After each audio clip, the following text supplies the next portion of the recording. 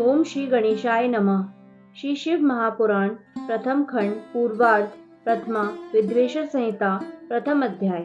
इस अध्याय में हम जानेंगे प्रयाग में सूत जी से मुनियों का शीघ्र पाप नाश करने वाले साधन के विषय में प्रश्न करना, जो आदि और अंत में तथा मध्य में भी नित्य मंगलमय है, जिनकी समानता अथवा तुलना कहीं भी नहीं है, जो आत्मा के स्वरूप को प्रकाशित करने वाले देवता परमात्मा हैं, जिनके 5 मुख हैं और जो खेल ही खेल में अनायास जगत की रचना, पालन, संहार, अनुग्रह एवं तिरोभाव रूप 5 प्रबल कर्म करते रहते हैं, उन सर्वश्रेष्ठ अजर अमर ईश्वर अंबिकापति भगवान शंकर का मैं मन ही मन चिंतन करता हूँ।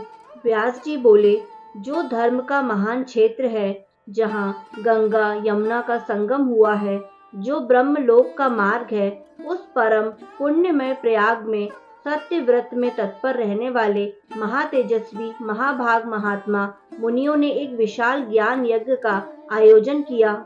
उस ज्ञान यज्ञ का समाचार सुनकर पौराणिक शिरोमणि व्यास शिष्य महामुनि सूत जी वहां मुनियों का दर्शन करने के लिए आए। सूत जी को आते देखकर वे सब मुनि उस समय हर्ष से खिल उठे और अत्यंत प्रसन्न चित्त से उन्होंने उनका विधिवत स्वागत सत्कार किया। तत्पश्चात उन प्रसन्न महात्माओं ने उनकी विधिवत स्तुति करके विनय पूर्वक हाथ जोड़कर उनसे इस प्रकार कहा, हे सर्वज्ञ विद्वान रोमहर्षण जी, आपका भाग्य बड़ा भारी है। इसी से आपने व्यास जी से यथार्थ रूप में संपूर्ण पुराण विद्या प्राप्त की, इसलिए आप आश्चर्य स्वरूप कथाओं के भंडार हैं। ठीक उसी तरह जैसे रत्नाकर समुद्र बड़े बड़े सारभूत रत्नों का आगार है, तीनों लोकों में भूत, वर्तमान और भविष्य की जो बात है तथा अन्य भी जो कोई वस्तु है, वह आपसे अज्ञात नहीं है।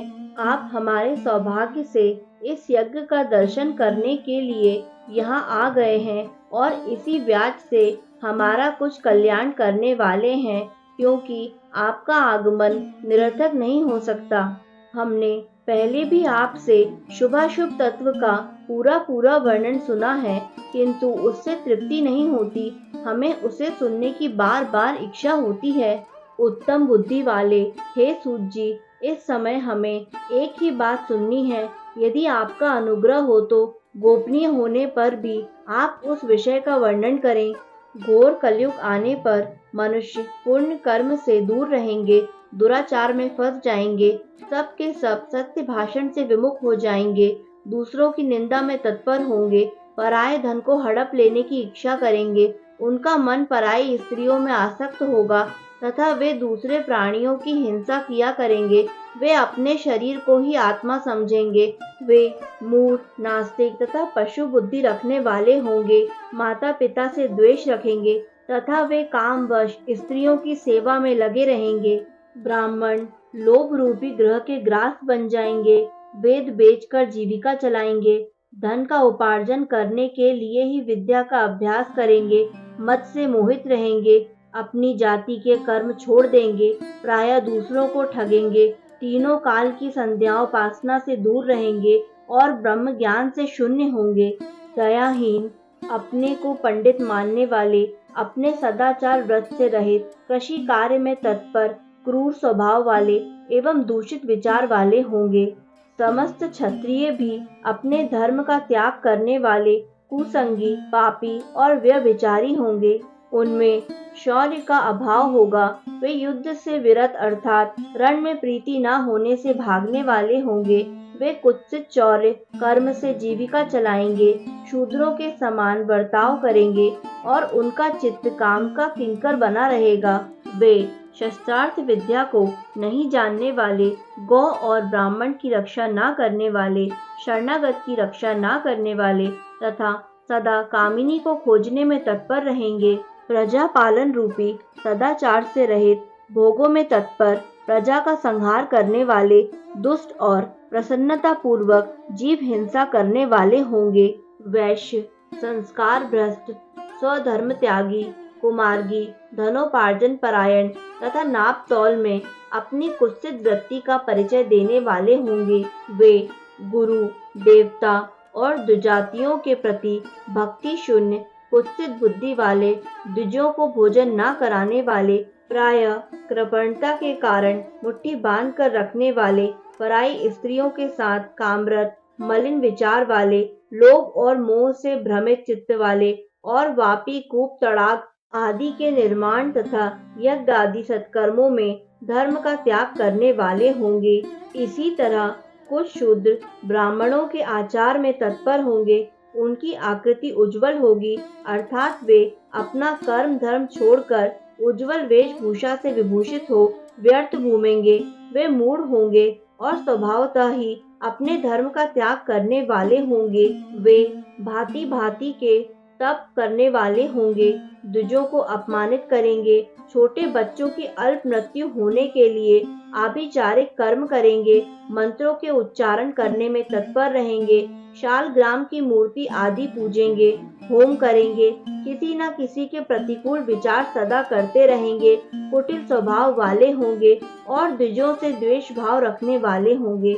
वे यदि धनी हुए तो कुकर्म में लग जाएंगे, यदि विद्वान हुए तो विवाद करने वाले होंगे, कथा और उपासना धर्मों के वक्ता होंगे और धर्म का लोप करने वाले होंगे। वे सुंदर राजाओं के समान वेशभूषा धारण करने वाले, दंभी, दानमानी, अतिशय अभिमानी, विप्र आदि को अपना सेवक मानकर अपने को स्वामी मानने वाले होंगे। वे अपने धर्म से शून्य, मूढ़, वर्ण संकर, क्रूर बुद्धि वाले, महाभिमानी और सदा चारों वर्णों के धर्म का लोप करने वाले होंगे। वे अपने को श्रेष्ठ कुल वाला मानकर चारों वर्णों से विपरीत व्यवहार करने वाले, सभी वर्णों को भ्रष्ट करने वाले, मूढ़ और अनुचित रूप से सत्कर्म करने में तत्पर होंगे। कलयुग की स्त्रियां प्रायः सदाचार से भ्रष्ट होंगी, पति का अपमान करने वाली होंगी, सास ससुर से द्रोह करेंगी, किसी से भय नहीं मानेंगी और मलिन भोजन करेंगी। वे कुत्सित हाव भाव में तत्पर होंगी, उनका शील स्वभाव बहुत बुरा होगा। वे काम विहल पर पति से रति करने वाली और अपने पति की सेवा से सदा विमुख रहेंगी।